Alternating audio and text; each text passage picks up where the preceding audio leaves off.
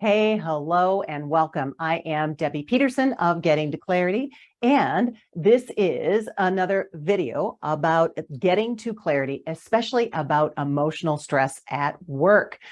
You know, we all know the feeling of relief when we walk out the door and we leave the stress behind. The problem is that we don't always leave the stress behind. And unfortunately, stress doesn't know that there's a door. Just because we disappear from work doesn't mean it disappears from us. Persistent stress can lead to real physical symptoms, from headaches to even serious diseases. And that's why it's important to learn how to deal with emotional stress at work. Now, this isn't a one-size-fits-all approach. Different things work for different people. So I'm going to give you a few strategies today. Some general tips that can help anyone deal with emotional stress at work in a better way. So first and foremost, it's important to become aware of what it is that you're thinking throughout the day. What are your thoughts? Because where your thoughts go is where your emotions go. And one of the easiest ways to do this is to pay attention when you're feeling a certain emotion and explore what the thinking is underneath. So for example, what's going on around you if you're feeling frustrated? How are you thinking about it? If it's a person or a situation that triggers you, okay, then it's already become a pattern. So likely you've been down this road before. When you have an immediate reaction to someone or something, it's a pattern of thinking that you're familiar with. And now you're conditioning yourself to repeat it. Okay, so you're training yourself to experience it again and again. Why do you do that? Well, because it's what you know, it's what you do. So it's time to interrupt the pattern if you'd like to have a less stressful reaction. So ask yourself, who am I being in this moment? Think about your feelings and your thoughts. Are they empowering you or are they disempowering? So even just being aware of that, digging underneath the surface is huge. And then ask yourself, how do you want to feel or think instead? Okay, it's that simple, but it takes effort. So it may be small, but it can have a big difference in how you feel. So let's say, for example, you're dreading going into a meeting because of what will be said. Well, if you're afraid of what's happening in the meeting, you're focused on what you don't want. So instead, think of the outcome you would like to have in the meeting. Well, I'd like to go to the meeting and I'd like to learn more about the project. It's of interest to me. Focus on that outcome instead. Put energy into that vision instead. So it's another strategy.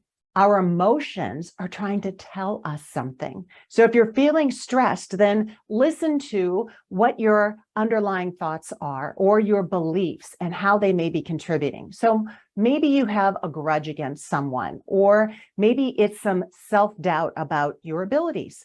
Either way, stress is a sign for you. It's time to make a change because you have a choice in how you react to people and situations. So let's say that you're under a lot of pressure to succeed, right? And it may feel overwhelming.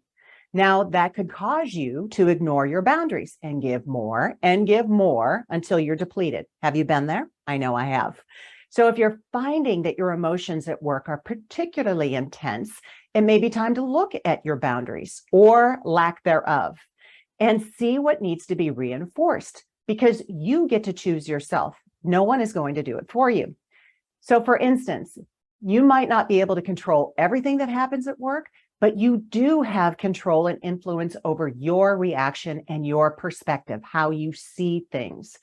So a third strategy, take some time for yourself and figure out what you need to do to forgive, to release, and to let go. This is the inner work, and it is time consuming, but so worth it.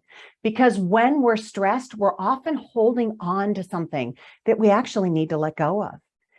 Emotions are energy in motion. And if we're holding on to them, then we're destined to feel them again and again because we don't let them go anywhere. So emotions, energy in motion, they're meant to be experienced and then let go. Not ignored, stuffed down, right? We feel them for a reason, and suppressing them is only going to make things worse in the long run. So releasing the negative emotions that you feel, the negative baggage that you're carrying around. And I've created a process for you to be able to do that. I'm going to put a link to a meditation playlist in the comments below so that you can do it too. So remember, you're feeling what you're feeling for a reason. It's valid. Your emotions are trying to tell you something. Now, we have an opportunity to learn more about ourselves, what we need to do to feel our best and be our best by paying attention to them and listening to what they have to say. So if you see the same person the same way every time, likely you've already labeled them. Well, if they're a problem child, they're always going to be a problem child because that's the instruction you've given to your mind. It's how your brain works. It's efficient. It looks for the easy way and then it makes it a habit. So the things that we do become habits, but our thoughts do too. But that's not necessarily the best experience for you. You know, if the other person is twisting you up, you're the one left holding the short end of the stick. And if they produce that sort of reaction inside of you, that means there is something inside of you that you need to pay attention to. So for this, I love the process of Ho'oponopono. It is the Hawaiian forgiveness process that I learned as a student of Huna. And when it comes to people that trigger you, forgiveness is the tool to learn. Because here's the deal, forgiveness allows you to let go of the emotions that make you feel awful. Forgiveness is the way for you to get unstuck because you're not living in the past, you're not anchored to the past anymore. Forgiveness empowers you to live your life and navigate your career on your terms. Forgiveness isn't about saying who was right and who was wrong. Forgiveness is not saying that what happened was okay. It's about healing for you so that you can move forward. And I've also got a meditation that I am going to insert in the comments below so that you can experience this, download it, and use it for yourself. A very powerful tool that I use myself. So I am hoping that this video provides you with some clarity, as always, and peace as you go through your day so that you're not constantly thinking about the past or worrying about the future, that you're not thinking about what could have been or what will be, but instead you deserve to live in the present moment and focus on what's happening for you right now.